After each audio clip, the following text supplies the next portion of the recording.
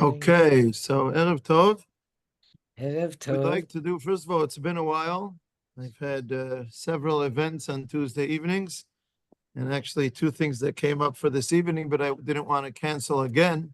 Right. So I insisted that we should meet, even though I'll have to make it a little short. But let's make progress and make use of our time. So what we'd like to discuss today is we're still discussing things that have to do with the conservative movement. And in the booklet or the this article that we are using as the basis for our discussion, we have a short chapter that deals with the in Hebrew hashita ha'ilchatit. What is the halachic guideline? What is the formulation of how the conservative movement makes halachic decisions, so that we can then discuss that? And the rabbi who wrote this article, my friend, who's the Rav of Nir Etzion, Rav Ronen Lubitz, he says that they don't have, Ilana, tell us if you know of something different, they don't have a compilation of criteria by which to make decisions, where to make a new halachic decision, a chidush, to be lenient, to make a heter, and so on. But you can, if you look through their halachic discussions, you can see the criteria. There is an article written by Rabbi Golinkin. I saw a reference to it, and I thought that everything exists on the internet. And sure enough, I found a reference to it on the internet, but you have to pay either Schechter to get it, or I don't know, maybe you can get it from the university library. So I couldn't read the article itself, but Rabbi Golinkin did write an article about the attitude of the conservative movement towards halakha. I don't know if he detailed the criteria by which he works, but if you look through, then he comes up with a few specific ideas. But beforehand, I'd like to say about Orthodox halakha that first of all, there is room for chidush, for making a new halachic decision, for being lenient at certain things. And for example, we've quoted many times the Gemara in Masechet Chagigah that brings the pasuk in Ecclesiastes. I love saying that word. I have no idea what it means besides Kohelet, but Kohelet, nice right. word. It says, where the pasuk says that the Torah is like masmerot netuim, nails that are planted, which is a fascinating use of terminology, using nails which are metal, which are set in place, and calling it planting them, which brings the Gemara to discuss the two sides of something that is stuck in place, set in its way, like nails on the one hand, and on the other hand has the potential of growth and renewal like a plant. And the bracha, when we have an aliyah Torah, where on the one hand we say that the Torah is Torat Emet, absolute truth, and it cannot be changed, and on the other hand it is Chayei Olam Nata Betocheinu. It is something like a neti'ah, like a tree that can grow. And I'd like to use another parable, which will be hopefully constructive for us, and that is the parable of movement, because movement needs a balance of stability and something which is not standing in one place. If you stand in one place, you're not going anywhere. And halakha is supposed to take us somewhere, not just to stay where we are. It's from the word halicha. This is the way to go in life. We have to walk. We have to move. On the one hand, and on the other hand, you need stability. If you have everything moving all the time, you're going to fall head over heels because there's no stability. We have two more people who joined, Netael, Shalom, and Dan. Dan, where are you? I'm in England. My daughter's the chuppah is next Tuesday. Mazal Tov. Good. Good for you for joining us from England. Good for you. Yeah. I'll probably have to bow out before you shut, but here I am before the Okay. next family thing. Okay. Very good. So I would like to say about Orthodox halacha that there are criteria. There are very certain parts of clear criteria, but they don't give a formula that tells you when you can make a new decision or not. There are certain things that you have to take into account, such as the level of authority of the people making the decisions. What is the level of the authority of the previous halacha decisions that were made? What are the sources? Is it Torah law? Is it oral law? And all kinds of questions like this. But still, it's not mathematical. It's not a formula. It's not something where you can put in certain data and a computer will give you the automatic decision whether or not you can make a new decision.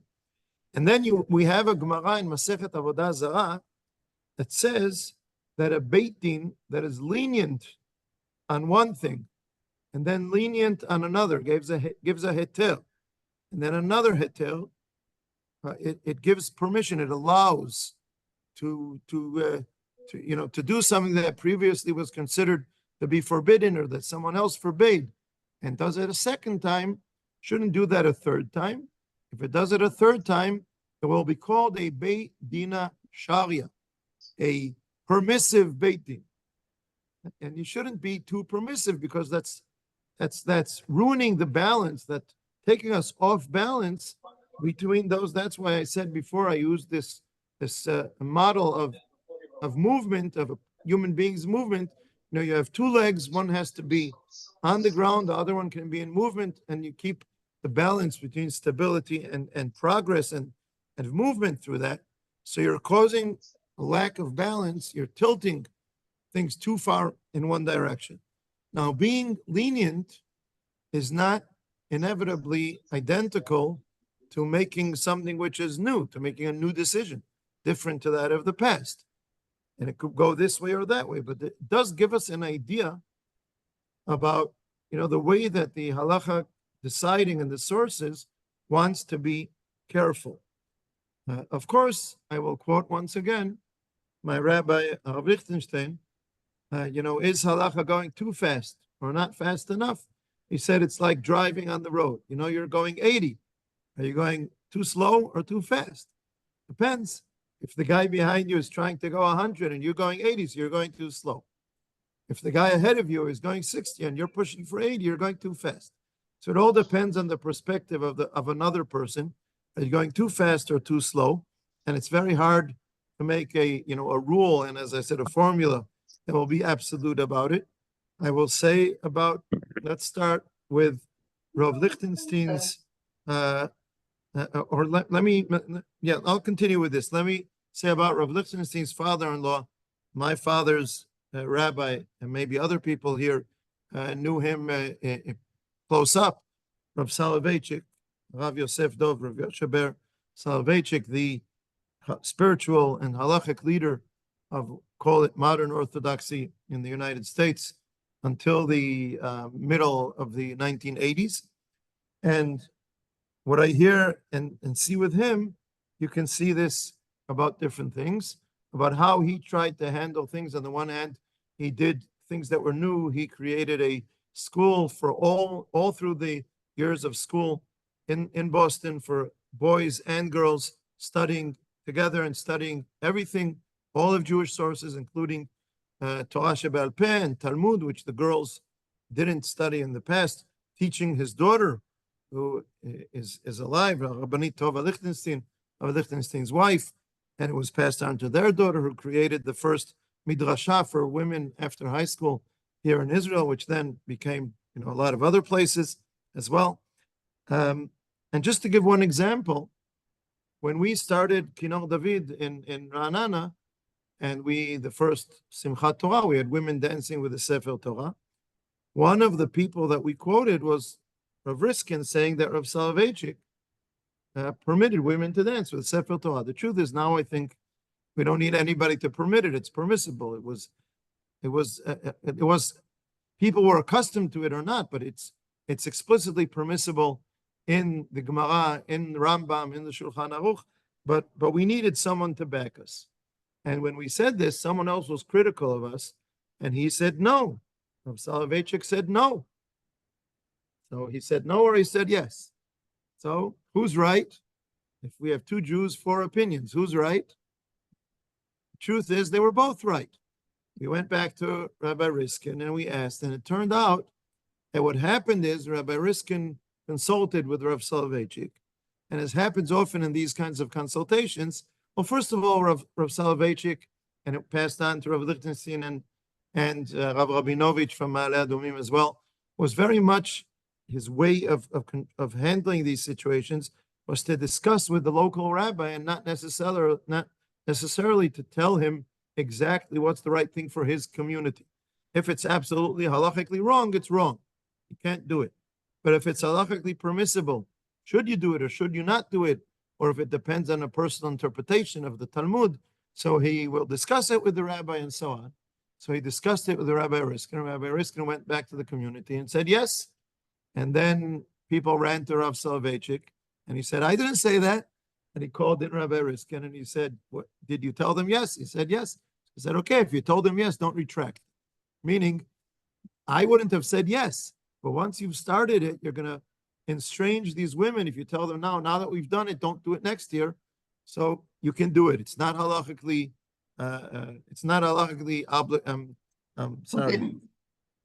forbidden. Thank you. So you see that there's a certain balance here of at what pace to do things and what are the considerations. Depends what kind of thing. If it's something that is absolutely, the sources are clear that it's forbidden, that's one thing. On the other hand, there are questions of interpretation. Are there clear sources that say it's permissible? I'll give you two examples. One is one of the questions that has been coming up in the last decade or two, and in the conservative movement is probably an old timer, although probably at some time it was new.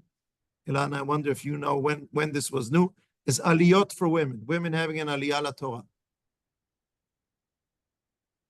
You're on mute. Muted. Am I okay? Can you hear me now? Yes, we do. Okay. So what I know from personal experience, better than the official documentation, clearly in the 60s, women weren't even allowed on the bima in the Masorti, in the conservative movement, when I was bat mitzvah.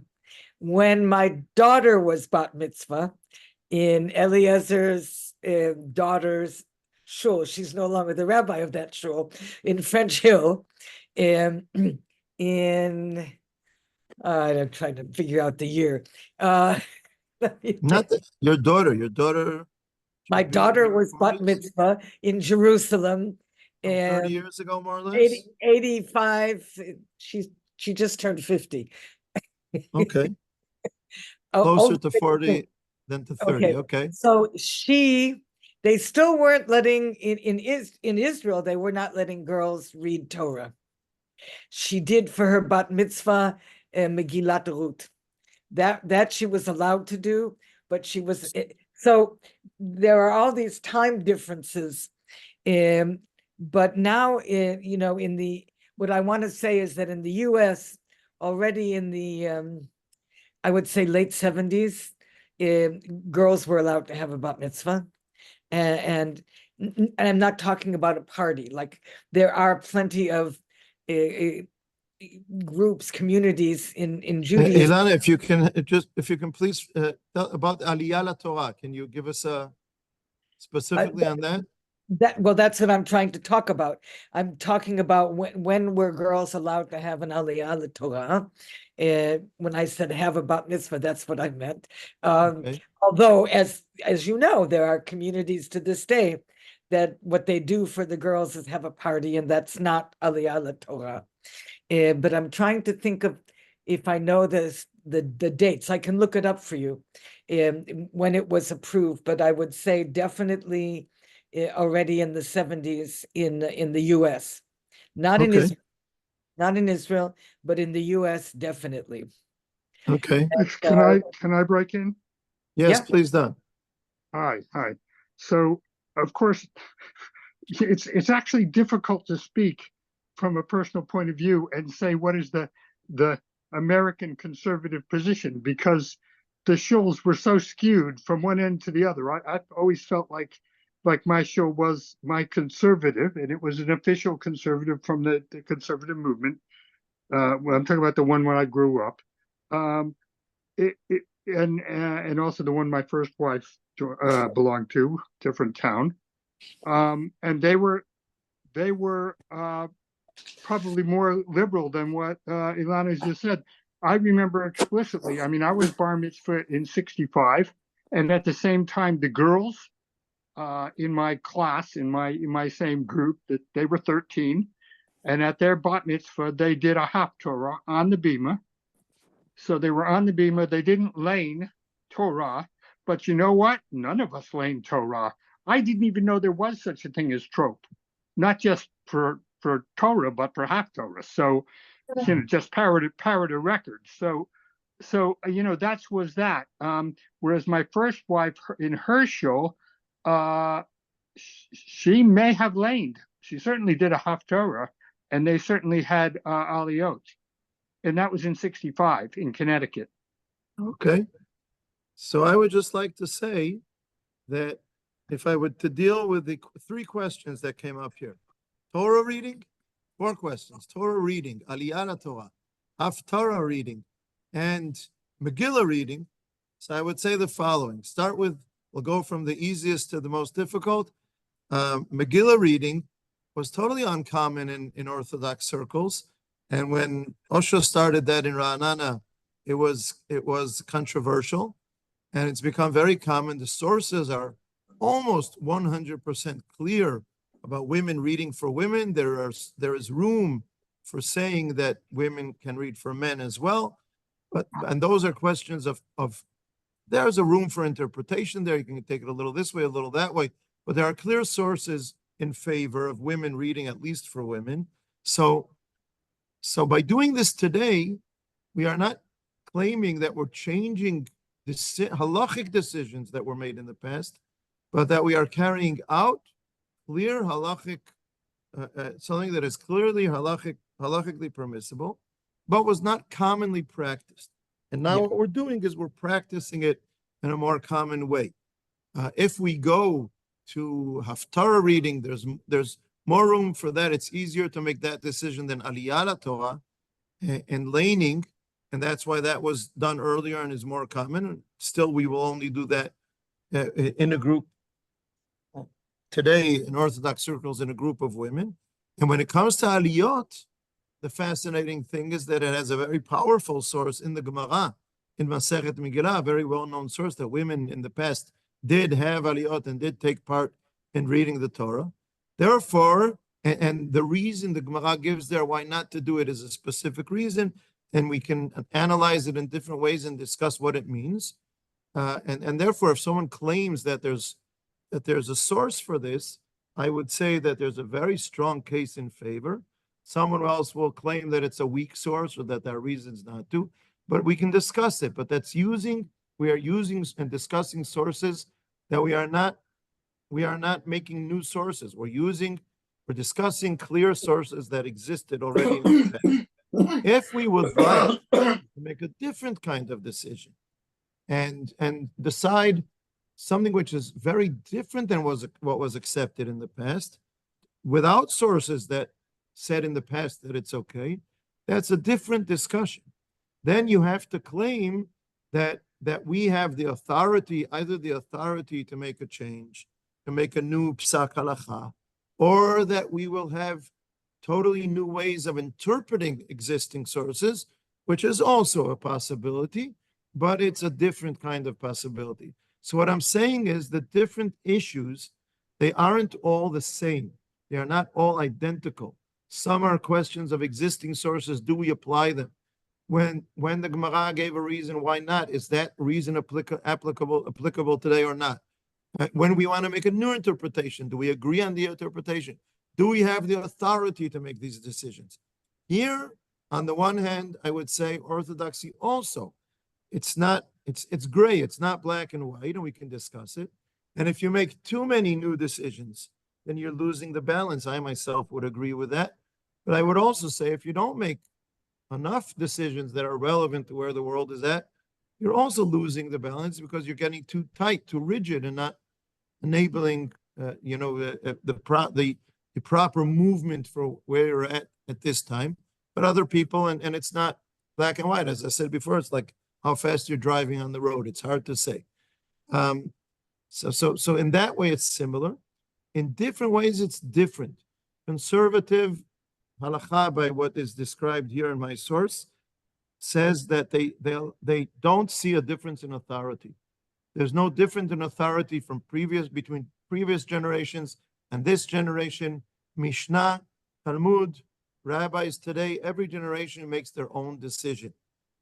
Whereas in Orthodox halakha, I think it's clear that there are some things where you could discuss this and it may be true. And there are other things where you could say, listen, I have a difficulty with this. Let's see if we can find any sources, but I can't go against the decision that was made clearly in the Mishnah or in the Talmud. Right? So we are much more restricted in the scope of what decisions we can make, and issues where we were much more narrowed in our ability to make new decisions. But I would say it's never impossible. There is always an opening if you find a new source, if you have a new interpretation, it can be discussed. Part of what happens in Orthodox controversies is that someone gives a new interpretation, then there are going to be two kinds of reactions, and I will say one is not legitimate and one is legitimate. In one that is not legitimate, says, just shuns him and says, you're a reform, or you're unauthorized, or you're you're not one of the big important rabbis, so you can't say that, or anything like that. In other words, I'm not discussing your opinion or your interpretation with you. I'm just telling you you can't say that. That is not, to my mind, irrelevant. Rather than saying it's illegitimate, it's not a relevant claim. You think that you're wiser and you know more Torah than I do, and you want to argue with it, please write a counter article and explain what A said is wrong and argue with him. But the other aspect of it is that someone else might say, there's no basis for your interpretation. You're making this up. There's no reason to do that, and so on. And those are legitimate arguments and controversies that probably will always continue to be around. And we have to, we're all working together to try and find the right kind of balance. Let's take a little break here if anyone wants to comment on this. Judaism has a system of reaching conclusions, of reaching decisions. It's not that I come and say, I don't like what's going on, I like it this way. There's a certain way of reaching decisions. You have rules, and you have a way of looking like the Gemara. We know from the Mishnah and the Gemara that there are certain ways that decisions are being made, and we have to follow them the same way today. Like we'll talk about electricity. These are things that did not exist, but yet there are ways of reaching conclusions of what to do with it. And there are other new things that the modern life has brought to reality, and we have to we can't say you can't use it because it's new.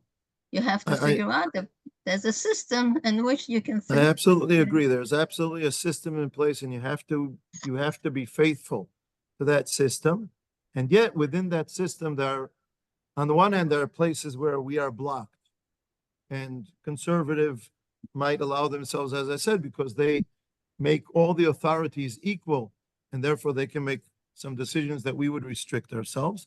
On the other hand, there will always be areas where there's a certain interpretation or reasoning, and it will be controversial. And one thing that we had in the past and that we don't have today is the same source in the Talmud that speaks about those nails that you plant, that fascinating, intriguing kind of wording of the pasuk. It also says afterwards that, so one says A and one says B, one says mutar, one says asur, one says it's pure, one says it's impure. So what do? You gather the different sages, you discuss with one another, you listen carefully, attentively to one another. That's one stage. And we're missing that stage today because people don't want to be attentive and listen to one another and discuss it. Honestly discuss, consider what one, each one consider what the other one is saying. And the next stage that we don't have is that we make a majority decision because we don't have a certain Beit Din, a Sanhedrin, or someone else who can make these specific decisions. So it's very difficult. So therefore, what happens is you have different Batei Din, different communities who have their rabbis. That's the reality. Some of the controversies within Orthodoxy are because some people consider certain rabbis to be the great rabbis, and no one else can make decisions. Right. And other people will say, you know what? I'm not going to say your rabbi is not a legitimate or relevant rabbi, but I have another rabbi. As I always say, there's a Mishnah in Masechet Avot that says, Aseh lecha rav. You decide who your rabbi is. There is no Mishnah in Masechet Avot that says, Aseh lechavercha rav. You cannot decide for your friend who is his rabbi. And A can't tell B, no, your rabbi can't say that because my rabbi is greater. That doesn't work. So, some things, when there's a Sanhedrin, it has authority to make a decision for everyone, and today we don't have that. So that's lacking, something missing in our system. Eliezer. I mean, it's, of course, there are a lot of differences, but I think that the conservative movement does have a system on which they base their halachot. Okay. They might be more flexible, but they do have a Vad halacha. I think Rav Lincoln was on it. Yeah. And they I think they try. I asked my father-in-law about this, by the way. He wrote the article about the conservative movement in the Jewish Encyclopedia. And he said that they sit down. Please speak up. I'm sorry, Mike. He said that they sit down at the Vad and they look through all the sources. Now, it might be that the weight they give to the sources might differ. Like, they probably go more towards the original sources of the Torah and the Mishnah, and maybe don't go on through the ages as much.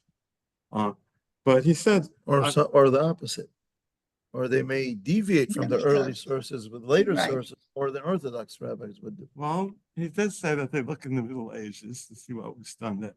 He says that they. First of all, there's more to discuss. We haven't moved forward yet. I did not say that they don't have any criteria. What I said was, quoting Avluvitz, was that they have not put together a clear guide of how they function. If you look through their halachic discussion, no one said they don't have a halachic discussion. No one said they don't go to the sources or anything like that. What he does say, I went to look through their halachic discussions, and these are some criteria that I can extract from it. So he's trying to clarify what the criteria, what they are, and also I'm trying then to compare to the way we work and see where it's similar, where it's different. Well, yeah, but I mean, what my father-in-law told me isn't that much different from what you say about the more forward-looking Orthodox movement. I accept. But I would say that. But one of the differences I pointed to was within Orthodoxy there is an agreement on acceptance of limitations of authority. There are certain sources that are authoritative, and we cannot make decisions against them. We can't overturn their decisions and so on. There is a certain acceptance of things that happened in the throughout history in the Jewish communities. There are certain things that restrain us or restrict us more than in the conservative movement, whereas they take total freedom in that sense. And even with that given, what I said was there is room within the Orthodox halachic decision making that even if the Mishnah is very clear about something, maybe I can find a source and I will interpret it in a way that then will enable me to make a new decision. And that will be controversial. And then someone else will second that and say, yes, and I will bring another proof that he's right. And someone else will say, no, you're wrong. You're misinterpreting it. You're distorting it, which is a legitimate discussion. But we're more restricted than in the conservative movement in that sense. That's one difference that we've pointed to. One thing as we're talking, I think that the conservatives, if there is such an expression, rely more on historical sources. That was going to be one of the Right. next, yes, that is the next criteria. That's Absolutely. exactly what, Yes. exactly. We will discuss that. Okay. Thank you. Michael, I guess I'm trying to decide whether this is a theoretical or a practical discussion. I don't think that most people who are involved in the Orthodox world are particularly drawn away to the conservative movement. There may be a few, but I would think that if it moves, it's probably going to move in the other direction as people learn more and feel like they need more in their life with the Orthodox service and approach. I think there are so many people in the world of Judaism that actually don't know enough about where they are, what they're trying to learn, what the rules are, how to get along in the Jewish world. I would be more interested in seeing everybody become more comfortable with knowing more about Judaism before worrying about how you change it. Interested in what you have to say about that. I on the one hand, I agree 100%. On the other hand, well, let me make two comments. One is that the movements change in different times. Right. If and when Don was bar mitzvah, I was a toddler, and I wasn't aware, but I think in those years, like take the 50s, 60s, I think the conservative movement was the largest of the Jewish denominations in the US, in North America. And today it isn't.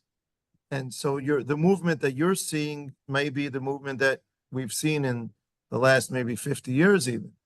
But I don't know what's going to happen in the future. I can tell you that with the younger Israeli Orthodox generation, I can't speak of North America, I'm not there, but in the younger Israeli Orthodox community, it's a split. There are those who, because of things that are all kind of renewals and new ideas and new not initiatives, I'm looking for a different word, but new innovative kind of halachic ways of doing things. There are those who say this is terrible, as we said before about the Gemara and Avodah Zarah, too many leniencies, too many chidushim, and they move to being more strict and creating a more black and white framework within which these communities or these people grow up and study and so on. And there's another group that's creating more of in Israel. It's called ala retzef. It's like what do you call it? It's a thin line. They're on the thin not a line. line, not a line. It's not a line. Not It's a line. Border, border. No, continuity or yes, a kind of continuity. It's a continuity. spectrum. It's like a spectrum. Spectrum, that's the It's word. a spectrum. You know, Right. on the one end of the spectrum is being 100% halachic, and the other end of the spectrum is 0% halachic. I mean, I don't know if anybody is like that because there's some mitzvot ben adam lachavero that almost all people keep. But you know, those are, it's a spectrum, and people decide to be religious. You know, there's datlash in Hebrew, datil she'avar, and there's datlap. You know what datlap is? Datlap is dati lifamim. You know, dati sometimes. Some I never heard Shabbatot, that. some I've parts of not heard Shabbat. that one. I've not heard I that. never heard It's not- that. It's not used as much as datlat, but Well, no, but it was like, Sometimes. sometimes, Lifamim. right? Sometimes dati. And- no, when or when you all put the kinds words of, together, what was it? Flexible. Wow. Like all kinds of flexible. dati, and including people who are serious about their religiosity, but do not take upon, not people who, I'm not talking about youngsters who have become, they don't believe in the Torah, they're not interested in this. That's one story. But there's another story about people who need more, or who I'm not justifying or absolutely not justifying. I'm just saying, just trying to describe reality. There are people who that's their spiritual need, or this is the way they feel that is their spiritual need. And there's it's hard to cater to everyone, and you can't make one decision that's right for everyone. So this is something a lot to think about. What's the right way to go about it? Certainly, I would encourage learning, being aware of, for instance, and this is another aspect of it, which we will also discuss, and I already see this is going to take us a while, this discussion. Not today, it'll take us a few times. One of the questions is a question of being stringent or lenient, where there are different opinions. And my personal policy is, as much as possible, to teach the different options within halachic boundaries. Teach strict and teach lenient. And, for one person, lenient is going too far and it's too watered down and he needs something more Right. strict. For another person, you teach him a leniency and he says, oh, wow, that's good for me. That's right for me. And that's beautiful. I love it. And maybe that person who took the leniency maybe could have taken upon himself more, but maybe I would have pushed him away if I would have thrust the more stringent opinion upon him. Or maybe he could be more stringent, but his mother, father, spouse, etc. couldn't. And so I personally think that it's important to give people as much knowledge of the framework of halacha. Within the framework of the halacha, more stringent, more lenient, and enable people to have a certain responsibility, freedom of decision, and responsibility within halacha. People take it from there and take it beyond halacha as well. I have to be honest, but I think that's one way of at least trying to handle these issues, and I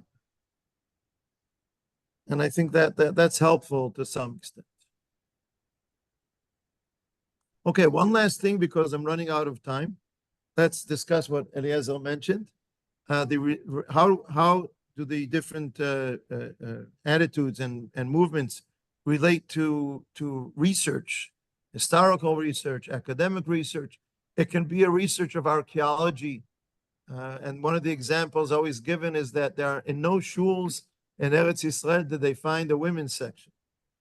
And so conservative movement says, so the Orthodox made that up at some point, but we don't have to follow that. And I would answer that there's no way in the world that they would find the women's section for two reasons. One is because the They women didn't weren't go at always all. school. They weren't there in the first place. And the other reason is because the mechitza, if there was a separation, it wasn't in two separate rooms. So what you have left is the stones. You don't have take the Kino David's mechitza 1,000 years from now. They're not going to find those wooden poles and that piece of cloth that makes the mechitza. That's not going to survive archaeologically. And also, I would say, you know what? So what? If Orthodoxy by Dan, Mazal Tov, if Orthodoxy at a later date made a decision that's different, that is the decision of halacha. And now we have to accept that. Can we work with that? Can there be an interpretation of it? Can there be a stringent and lenient opinion? All these are options that we can look into. But because it was initiated later on and not in the original sources, doesn't mean that it's time to take it out because it wasn't there originally. And here too, there is a difference.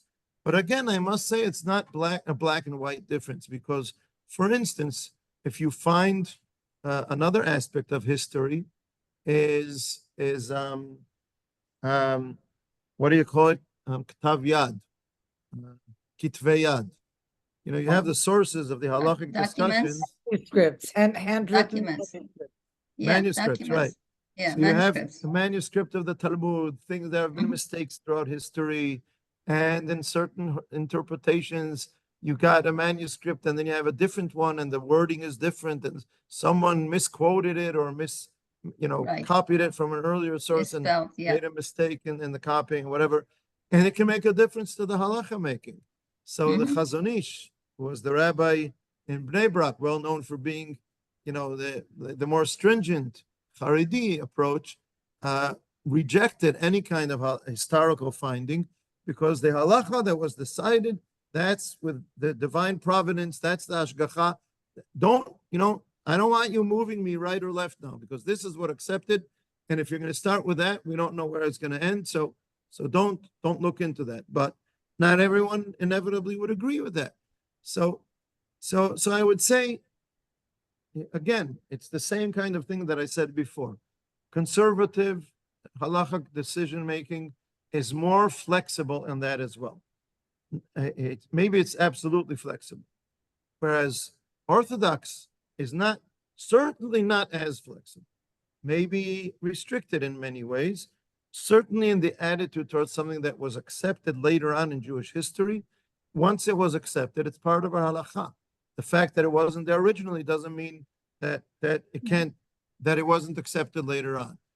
But on the other hand, if we are aware of the change, then that means that we can consider why was the change made. If the change was made because, for instance, in Beit HaMikdash, originally there was no separation of men and women. This is explicit in the Mishnah and the Talmud. And because of how crowded it was on Aliyah LaRegel in Beit HaMikdash, and it was so crowded with men and women together, so they decided to make the separation. This is the source. This is actually the source for having a separation in Tefillah in Beit Knesset. And one could claim, well, it's time now go back to the original reality in Beit HaMikdash. You would have to argue that there's a reason why what was right 2,000 years ago is right now and not what was right 1,600 years ago and 1,500 years ago and 1,000 years ago and so on. I don't see that's the right, doesn't seem to me that there's a reason to do that. But if you would claim it, it needs to be discussed. And if you have an interpretation and reasoning, we can discuss it. It's not going to be automatic that because this was the origin, then we're going to take out the mechitza and the separation of men's section and women's section. So in that sense, we're Say different. you're gonna take out the mechitza? You heard the part of the sentence that said, we are not going to. You left out those words and only heard the words, take down the mechitza, But I'm trying to point to the difference between the way conservative discussion would think of it and Orthodox discussion would think of it. So there's room for one or two comments, and I'm going to have to, keep this short tonight and get going. But if anyone wants to make, Yeah, so yes, you mentioned the word spectrum. yes, Which I think is a very interesting word because spectrum is continuous, right? And I think early on in these discussions, you attempted to say, okay, maybe there's just a spectrum, a continuous spectrum between the different denominations, or maybe actually there are places where they do not overlap, where there are strict differences between the different denominations. I'm trying to understand which is it. In other words, is there a continuous spectrum of from, let's say, Reform through conservative to Orthodoxy, and a spectrum, by the way, within each of those denominations as well? Or are there strict boundaries, as you discussed, I think, early on, when you said that really there are several things that are clear distinctions between at least Orthodoxy and conservative. So I'm trying to understand if the spectrum is continuous or if it's discontinuous, if there are gaps. Yeah, exactly. First of all, it's not coincidental that the discussion is about conservative and it's more complex than the discussion about reform, because reform is much less with criteria and discussion of sources. Reform is more, we've changed our values, we don't want this anymore, we're not comfortable, we disagree with this, this was in the past, we're not doing that anymore. It's less a discussion within the Jewish, the history Yeah. and the passing from generation to generation of Jewish sources. So let's keep that as a separate, Well, and I think there it's very clear and less spectrum. Of course, there's a bit of a spectrum there as well, but mostly it's clear that there are differences. And what I think what I'm saying about the difference between Orthodox and conservative is that there are certain points, certain perspectives and criteria that where you can point to the differences, but yet there will still be a certain level of spectrum that the spectrum will be thinner. It won't be as thick, if I can picture it that way. But there will still be some level of similarity on a certain spectrum that will remain. Does that make sense? makes sense, not satisfactory, but it makes sense. Okay. Ju- I think to be satisfactory, it needs to be, we have to spend like a 10-year course on it. Just a little tiny comment. It's just that Okay. the conservative movement has always defined itself as halachic, whereas the reform movement doesn't take that upon itself. That's The true. conservative movement That's calls itself halachic in light of modern times. Right. I think that's, more added in the last, few decades, but the conservative movement never abandoned halachic principles. So we would say that reform on the other is on the spectrum somewhere, but there's a distinct gap between that and conservative and orthodox. I think so. I'm no expert on how reform theology and practice has evolved. I would be reluctant to define it, but yes, conservative. I'm sorry, I'm gonna have to get going, so I would say this- I'm Self-identifies gonna as write a lot. this Thank down, you. Thank you and very this much. is a great place to start our discussion, to return to our discussion the next time we meet. I have a Thank quick you. request for next Enjoy. time. A quick Can you request. write it to me? Yes, I'll do that. Okay, I'll write it down. No Thank problem. you. Good night. Thank you. Bye. תודה רבה. לילה טוב. תודה רבה. יישר כוח.